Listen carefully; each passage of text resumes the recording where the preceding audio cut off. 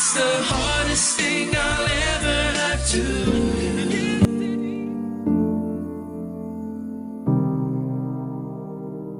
Noong kasagsaga ng mga boy bands noong 90s, lalo na sa US, bukod sa Backstreet Boys at NSYNC na silang pinakasikat dati, andyan din ang 98 Degrees. Ayon nga sa The Rolling Stone, nung panahon na yon, yung tatlong boy bands na yan ang nasa tuktok ng mainstream at tinawag pa ngang trifecta of big pop groups of the 90s to early 2000s. Pero kahit alam naman natin na hindi nakalapit ang 98 Degrees sa achievements ng Backstreet Boys at NSYNC, hindi naman natin maitatanggi ang husay ng mga ito. Sa liit ng naging karera ng grupo, nakabenta agad sila ng 10 million copies sa buong mundo. Nakagawa din ang 98 Degrees ng mga awiting tumatak sa puso ng marami, lalo na nga sa ating mga Pilipino, na hanggang sa kasalukuyan ay ginagamit pa rin bilang team song ng ibang magsing-irog o mag-asawa, at ang iba nga ay ginagamit pa sa mga kasal. Paano ka ba naman hindi may in love sa mga kantang I Do Cherish You,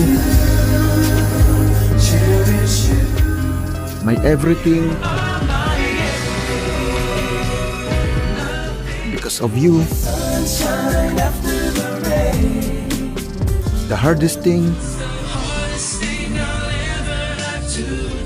at napakarami pang iba. Halika at ating mas kilalanin pa ang boy band na 98 Degrees at ating balikan ang mga araw at panahon na pinasaya tayo at naging parte ng ating buhay ang kanilang mga awitin. Paano nga ba sila nabuo at bakit basta na lang silang nawala? Ano ang nagtulak sa grupo para tumigil na lang at mag-focus na lang sa kani-kanilang pamilya? Sasagutin natin lahat yan sa video na to. So without further ado, let's go! Welcome to another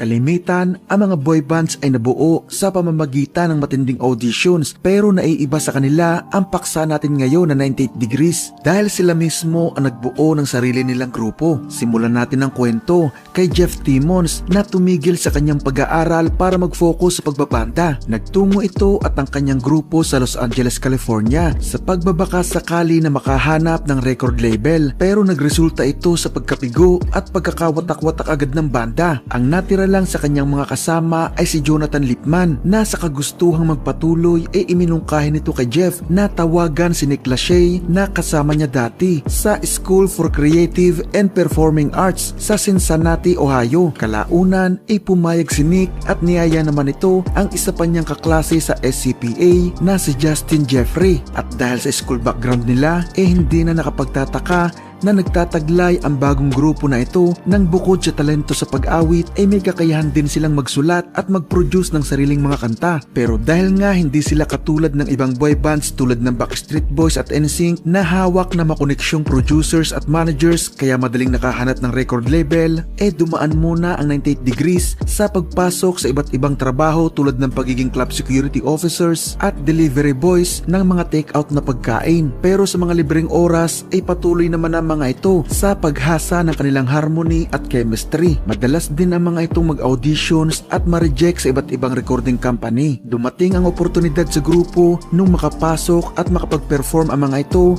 sa radio broadcast para sa konsyerto ng Boyz II Men. Puno sila ng pag-asa noon dahil plano nila na magpasa ng demo sa pamunuan ng Boyz II Men, pero di na nila ito nagawa dahil nakuha na agad nila ang pansin ng isang music manager na si Paris Dijan at agad silang kinuha nito. Pero bago pa man pumirma ng kontrata sa recording company na Motown, umalis na si Jonathan Lipman sa grupo. Kaya dito na papasok ang kapatid ni Nick na si Drew Lachey, at dito na nga nabuo ang line-up ng 98 Degrees na nakilala natin. Si Justin Jeffrey sa bass vocals, si Drew Lachey sa baritone vocals, si Nick Lachey sa second tenor vocals, at si Jeff Timmons sa tenor vocals. Apat na boses na talaga namang nakabuo ng napakagandang harmony. Una nilang naisip ang mga pangalang Just Us at Next Issue para sa grupo nila, pero kalaunan ay napagkaisa ang 98 Degrees. Ayon kay Drew, nagre-represent umano ang pangalang 98 Degrees sa mood ng musikang gusto nilang likhain: mainit, steamy at body heat. Pero ayon naman kay Jeff Timmons, ibinigay ang pangalang ito ng super sexy na girlfriend ng kanilang manager. Nagustuhan umano ito ng lahat kaya ito na lang ang pangalang ginamit. Kung alin man ang totoo sa dalawa, bahala na si Batman, basta yun na yun. Galig-galig ng dalawang area, maaasbaran mo. Noong July 29, 1997, na-release nila ang self-titled debut album na 98 Degrees na bumenta ng 500,000 copies sa US at na-certified gold album status. Nasa album na ito ang single na Invisible Man. Sinundan nila ito ng mga tours at pag-o-opening sa tours ni Janet Jackson na nakatulong sa grupo na magkaroon pa ng mas malawak na fanbase. Noong October 20, 1998, nakapag-release agad sila ng pangalawang studio album na 98 Degrees and Rising, kung saan ay dito nga nagsimulang makilala ang 98 Degrees sa buong mundo. Dito na rin sila nagkaroon ng kontrol sa pagsusulat ng ilan nilang mga kanta. Andito na sa album na ito ang mga kantang Because of You, The Hardest Thing, ang cover song na I Do Cherish You, at She's Out of My Life. Andito din ang duet ng 98 Degrees kay Stevie Wonder na True to Your Heart na ginamit naman sa 1998 Disney film na Mulan, at Fly With Me na ginamit naman sa Pokemon The First Movie. Bumenta ang album na ito ng 4 million copies sa US at pumalo sa 4 times platinum. Mula dito mga idol ay umalis na sila sa Motown at nagtungo sa mother company nito na Universal Records, kung saan ay na-release nila ang pangatlong studio album na This Christmas noong October 19, 1999. Bumenta ito ng mahigit sa 1 milyong kopya sa US at naging platinum album. Kasama sa album na ito ang single na The Gift. November 16, 1999, inirelease ang single ni Mariah Carey na Thank God I Found You, kung saan ay kasama din dito ang 98 Degrees at ang R&B singer na si Joe. Pumalo ito sa number 1 ng Billboard 100 at tumigil dito ng isang linggo. Noong September 26, 2000, inirelease nila ang pang-apat na studio album na Revelation na pumalo sa number 2 ng Billboard 200 at bumenta ng halos 300,000 na kopya sa loob lang ng isang linggo. Na-certified din ito bilang 2 times platinum album. Andito na ang mga awiting Give Me Just One Night, Una Noche at My Everything.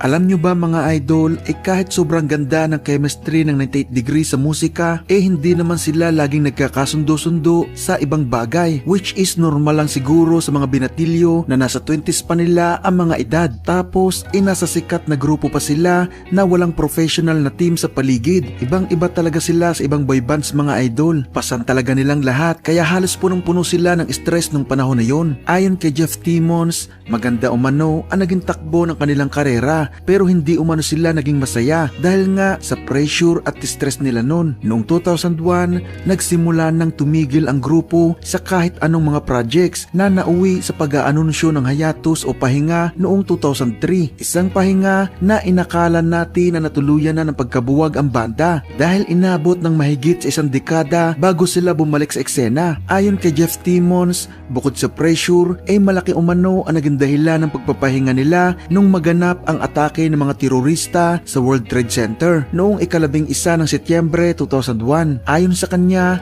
nung mga panahon na yon hindi na nila alam ang mga sunod na mangyayari sa paligid, kaya mas pinili na lang nila na manatili na lang sa kani-kanilang mga pamilya. Nasundan ito ng pagkakaroon nila ng kani-kanilang direksyon sa buhay. Sumali si Drew Lachey sa Dancing with the Stars at nanalo ito dito. Pagkatapos noon nagkaroon ito ng anak. Si Nick Lachey naman ay ikinasal sa singer na si Jessica Simpson at nag-release ng 2 solo album na Soul O at What's Left of Me. Nag-release din ng solo album si Jeff Timmons na Whispered That Way at naging bahagi ito ng reality TV series ng VH1 na Mission Man Band. Kasama niya dito si Chris Kirkpatrick ng NSYNC. Then, si Justin Jeffrey naman ay tumakbo bilang mayor ng Cincinnati, Ohio at naging bahagi din ng ilang media projects. Muli silang nagsama ng 2004 para mag-perform sa Nick and Jessica's Family Christmas TV special, tapos nasundan ito noong 2005 bilang suporta sa kandidatura ni Justin Jeffrey. Noong 2012, nagkaroon na ng pag-uusap tungkol sa pagbalik ng mga ito dahil nung panahon na yon ay ready na ang apat na magtrabahong muli na magkakasama. Isa pa,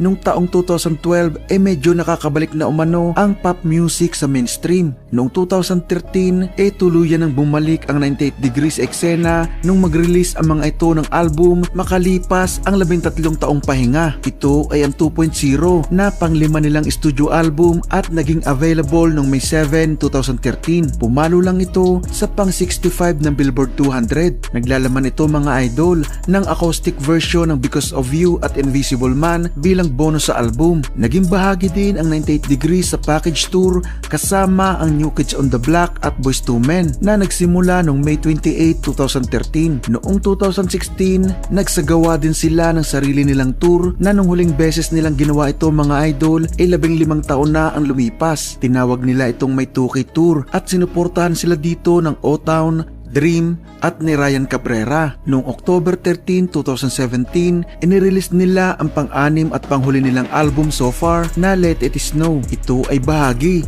ng selebrasyon ng grupo sa kanilang 20th anniversary na sinundan pa ng At Christmas Tour. Sa kabuuan mga idol, mayroon lang silang 6 na studio albums, 2 compilation albums, mahigit lang sa 10 music videos at 15 singles. Dahil sa bigla nilang pagtigil noong 2001 na masasabi nating nasa tuktok pa sila ng kasikatan, hindi na natin nasilayan ang kaya pa nila sanang maabot na tagumpay kung tumuloy lang sila nung panahon na yun. Pero ganun pa man, sinabi ng mga ito na mas masaya sila ngayon dahil kumpara dati na sobrang bata pa nila at puno ng pressure at stress, ngayon ay nai-enjoy na nila umano ang pagiging 98 Degrees. Malaking bagay umano sa kanila na maraming mag-asawa sa buong mundo ang ginamit ang ilan nilang awitin sa kasal ng mga ito. Lalo na nga ang I Do Cherish You, diba mga idol? Suking-suki pa rin yan sa mga kasalan sa atin kahit sa kasulukuyan. Kung kaya naman hindi na mawawala o makakalimutan ang mga awiting yan. Nagustuhan mo ba ang video natin ngayon?